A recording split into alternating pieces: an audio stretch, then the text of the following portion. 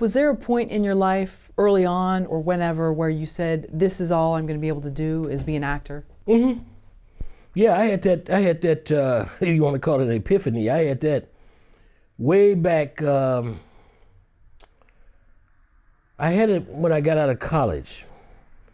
My father had a bowling buddy who was a claims adjuster for Aetna Life Insurance. And Mr. Blackwell, you know, he got me a job coming out of school for Aetna. And the funny thing is, Aetna, I was supposed to be outside claims rep, which means that I was supposed to work in the office half the time and go out and take pictures and go do stuff out in the field. It's ironic that I couldn't handle the freedom of being out. I didn't have the discipline at that point to handle the freedom of being out on the road for the job. I couldn't handle it. And what's really crazy is, in what I do now, is all that, you know, because I'm self-employed. I mean, you know, so, and I've been that way for years.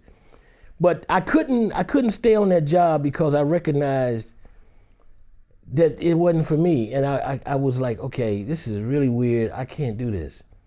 And the day I quit that job was the day that I was supposed to be there for a meeting.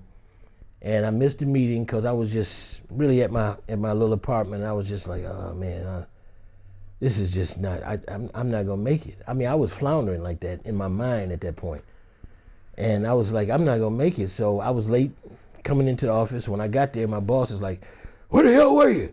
You missed the meeting. I said, there's no need for that. He says, what do you mean no need for that? I said, I quit. So I had, you know, my dictaphone and my little camera and all my stuff that you use out in the field.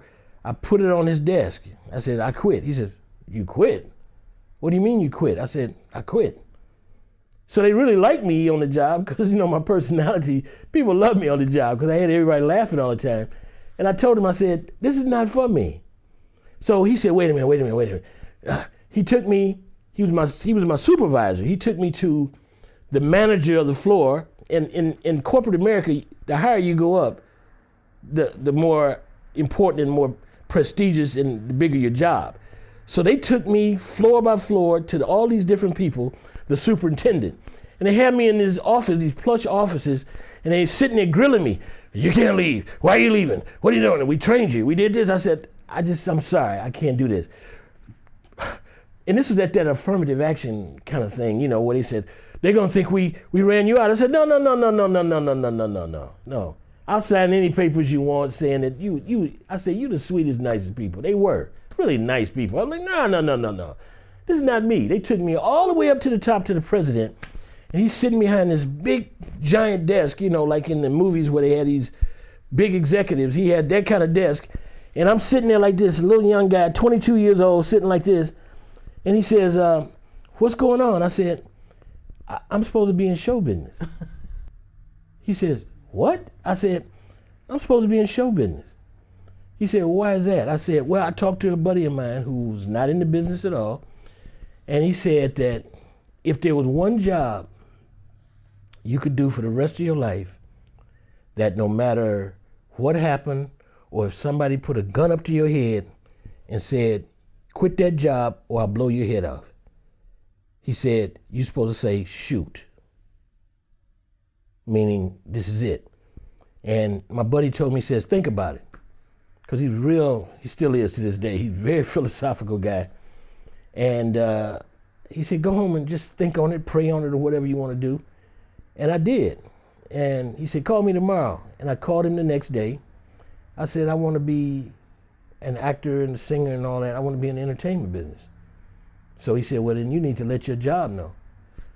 I went in and quit the job. My parents naturally freaked out. They were like, what? But that was what I had to do. And I was engaged at the time, and I lost my fiance because she had my life all mapped out for me. I was supposed to do that job. Because being a claims adjuster in corporate America, you basically are a law clerk, technically, because you compile all the information for a different claim or whatever, and I was handling some real big claims, and you take that and you give it to the corporate attorney who goes into court to try to fight the other side because either they don't want to pay a lot of money or they don't want to pay any money at all. So they go into court on it. So that was basically what the job was. So she said, you're going to do this job. You're either going to get your master's in business, or you're going to go to law school. And she had it all mapped out. I said, I can't do this. This is just, I mean, I was having problems with my stomach. I mean, you know, I was like losing sleep and everything. I was like I said, I can't do this. I quit that whole thing. She dumped me. And it seemed like overnight things started happening. And I went to and this is really crazy, but I went out to dinner with a couple of friends and they were consoling me about it. And I'm like, I might have made the wrong mistake. I might have done something. I should have done what she said. They said, no. And this is crazy, but I started looking at the silverware on the table as they were talking to me, consoling me, and I was just looking at the silverware. And all of a sudden I came up, I said, within the next couple of years, I'm gonna be doing commercials and I'm gonna be doing stuff and I'm gonna be in music, I'm gonna be singing and acting on stage. And then they said, really? I said, yeah. Within the next couple of years, I was doing that. I got in a show in Detroit called This Is Your Detroit. And it was a 30-minute show. You remember I don't know, you might be too young to remember the Mitch Miller and all that, you know, all that kind of stuff, the singers and all of that, like Lawrence Welk and all that kind of, I mean, this is way before all our time, but it was one of those kind of things. And we did a 30-minute show about the good things about Detroit, which should have lasted about 2 minutes, but we stretched it out to 30 minutes.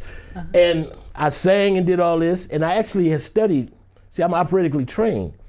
I met a guy, all by accident. A friend of mine's mother owns an antique shop, and I wanted to take voice lessons. So this man came in, Mr. Harris came in to buy an antique a chair or something. And she said, I've seen you in here before. The lady that owns it said, what do you do? He says, well, I'm a music teacher, you know, at one of the high schools. And he says, I teach, you know, voice and this and that. She said, oh, my son's best friend, you know, he's like my son, he wants to take music lessons, voice lessons. Well, give him my number. I studied with this man for 5 years, and I learned operatic technique and everything. And then he sent me to his teacher, who was like an Italian man who had actually trained and worked with Pavarotti and all those people, you know, in Italy. Wow. So I became operatically trained. I never really used it because foreign languages is always one of my weaknesses. So I was like, wow. So I actually had an audition. My teacher said, okay, I want you to go audition for the Met. They're coming in town. I said, the Metropolitan Opera? He says, you won't get it because you don't know the language, but I want them to hear you. So here I am, you know, with big afro, wearing a tank top and some jeans. And, you know, I'm buffed at the time because I'm just coming out of playing sports. So I go to this audition, the only one like me there, you know what I'm saying? Looking just like this. I walk in there, so all of these people, you know, these divas and all these guys, I mean, opera people really like that, you know, the stereotypes. They're all in there, me, doing that. So I walk in, so the first question they ask is, they say to me is, excuse me, but you might be in the wrong place. I said, well, is this where they're holding the auditions for the Metropolitan? They said, yes. So I said, well, this is what I'm here for. So the people stopped. It's like E.F. Hutton. Remember E.F. Hutton? Yeah, everybody did that. I'm old enough to remember that. Right. So so what happened was they said, oh. So the person came out to say, okay, who's next? All of the people I said, let him go. Because they wanted to have a good laugh. So they let him go. I said, oh, you sure? You all been here? They said, no. You go. So the people looked at me. The lady looked at me. I go into the auditorium where they had a piano on stage. And everybody there is looking at me, you know, a big panel of people from the Met and the Detroit Opera and the Metropolitan Opera. All these people from the symphony and everything are sitting in there. And they all looking at me like, so what are you going to sing? You had to do a dramatic piece and you had to do a light comedic piece. I said, I'm going to sing for my dramatic piece, L'Histoire d'Amour from Tosca, and I'm going to do Una furtiva lagrima from L'Histoire d'Amour. And they like, really? They said, well, which one do first? I said, oh, well, I want to do the lighter piece first to warm up. And I started singing, Una furtiva lagrima negli occhi sporrum signor. And the people looking at me like this. I sang that, and they were like looking around like this. Then I sang my dramatic piece, and I hit the high C, which is the tenor. I'm a tenor. I'm a dramatic tenor, which means I have the big tenor voice, okay? There's a light lyric tenor, and I'm the heavier tenor that's almost like a baritone, which is the rare voice.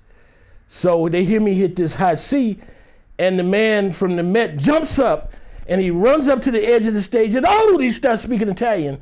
And I look at him, I say, huh? He said, oh, you don't speak Italian? I said, no, I don't speak none of that. So that was the end of my Metropolitan Opera experience in my operatic aspirations, because I couldn't get the language. So I used it for musical theater. And I was singing in all the musicals around Detroit. And I mean, I was singing, Oklahoma and Oklahoma, because the voice was strong enough to do, if you can do opera, you can do anything else. It's like ballet and dance. Ballet, if you notice people that study ballet, when they do jazz or whatever, you could see the difference. Their stuff is just, their line and all of that is just so much more pronounced. So I did musical theater. I got an agent who came to see me in a musical, and that's when I got my commercial thing going. What happened when you walked past all the people that were there when you in the audition? When I left, they were all like looking at me like, and one guy came up and says, you have the most incredible voice. But see, my teachers trained me. I trained for 8 years. And the thing is, my car broke down, and I would catch the bus. And in Detroit, catching a bus is like being, you remember Mad Max, out there in the wilderness, where you just out there. I mean, getting a bus ride in Detroit is crazy. So I would be in the cold going to my music lessons. And I ended up taking a little job. I took a job as working at a halfway house for some little kids, just to sustain myself. And I substitute taught just to keep the money flowing while I trained. And, my parents and everybody was like, he's just flipped out all the way, Why? And because they didn't think I was serious, or had really, they didn't believe what I believed. And I felt it. I mean, I knew what I was supposed to be doing. So when I got my first agent in as a commercial actor and doing TV and film stuff, when I went in the interview, I had a friend of mine's sister take my first headshots. And I mean, she was in photography school. So she had those, those pictures like that, the ones like, the prison pictures, And she had, because she didn't know any better, and I had those, and I had to, it was the GQ thing, I had the GQ look, And when I took the pictures to that agent, who saw me in the musical, because she came up and gave me a card. And I was the only one she gave a card to, and all of course, other actors and everything were like, they were mad. Oh, yeah. So I went to see her, and she says, do you have any pictures where you're smiling? I said, no. She said, smile. I said, smile. She said, you got a beautiful smile. I want you to go see this photographer.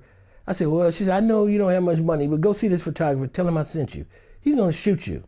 This guy shot me some new headshots where I'm like this, the whole thing. And she had me come back. So she handed me a script. She said, okay, read this. It was a Kentucky Fried Chicken commercial script.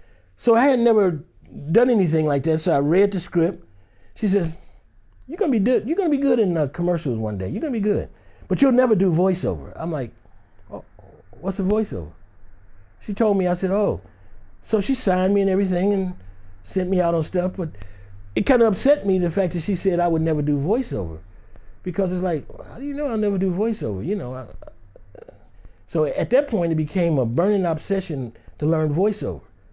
So as fate or God or whatever would have it, I moved into an apartment where this guy down the hall from me named Dennis was an engineer at a recording studio. And we met in the laundry room, and he said, hey, you're new in the building. I said, oh, yeah. He said, so what do you do? I said, well, I'm trying to be an actor or whatever. And he said, oh. He said, what else you do? I said, well, that's basically it. I got a little regular job. And I said, but I really want to try to do this voiceover stuff. He says, really? He says, when you finish your laundry, knock on my apartment down. I'm down the hall from you because I know where you're at. I knocked on it, opened his door. He's got a full recording studio. I said, what is it? He says, I work at a studio where we do voiceovers. He taught me how to do voiceovers. Oh, wow. Right. So when I left Detroit, I moved to Chicago. I became one of the top African-American voiceover artists in Chicago. I did everything from McDonald's to Amoco, which was gasoline. I don't know if they're still around. They don't call it Amoco now. I did every product that you had, Pepto-Bismol. I did everything. And before I moved out of Chicago, I was going back and forth from Chicago to San Francisco. I became the voice of Bank of America. Oh, wow. General Market. Wow. And I became the voice that says, Banking on America, Bank of America. So all those 15 years, it was 15 years at that point. 15 years later, I became one of the top voiceover guys in Chicago.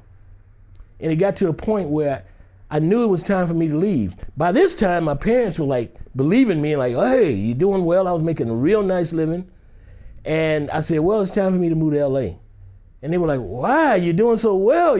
You're working, because I was a complete F up, I was a fuck up in everything else. You've been doing this all these years now. I'm like, no, it's time to go.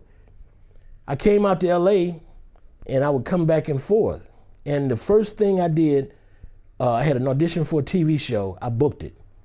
And it was for Life Goes On, the little show. You remember about the little boy yeah. with the Down syndrome? Yeah, I love Corey that show. or whatever. Yeah. Yeah, I booked it. I booked that, and when I was in the makeup room in the trailer, Patti LuPone and all the stars were in there being made up. Yeah. They were real nice. Welcome to the show. And she said, so how long have you been out in LA? How many auditions have you had? I said, I just got here 2 weeks ago, and this was my first audition. Everybody said, what? I did a recurring on the show, did a couple of episodes on the show and whatnot, and then I started doing other stuff, and then it became a tug of war between here and Chicago. So eventually I went back to Chicago because I was involved with another woman who didn't want to leave because she was running her own insurance company. So I said, well, we need to move to LA. She says, no, I'm making much more than you. So that whole situation, that engagement went out the window. So I said, I'm just a complete loser when it comes to, getting married. So I said, well, maybe it's time to focus on the career. So I came here and I started working, and then we went on strike. And all my commercial stuff happened to be running out at the same time when we went on strike. I had partied all my money away here, hanging out and doing all kind of crazy stuff in LA. So I said, okay, I got to find a little job. So I took a little part-time little hustle job, which turned out to be like a 7-year job almost, for Nielsen. And I was handing out movie passes and stuff. So that was a nice way, to get out to meet people. It was flexible enough for my auditions. And I met a lot of women. There's a running theme here about women. And I met a lot of women because it's easy. See, when a guy has something he's selling, it's easy. You disarm women, But when you walk up and like, hey, how you doing? Then women is like, excuse me, that wall comes up. Mm-hmm. It's like, hey, would you like to see a movie? So I met a lot of women like that, and it segued into relationships, Yeah, it works. Yeah, it works, So that's what basically happened on that. And then after a few years of that, I started really clicking into business again here. And I didn't have time to do it. And then at that point, I wouldn't even show up for there. They eventually had to fire me from that job. And all the people on the job and all those people, who I work for, they were upset. They're like, oh, well, you can leave. I said, don't worry about it. That's cool.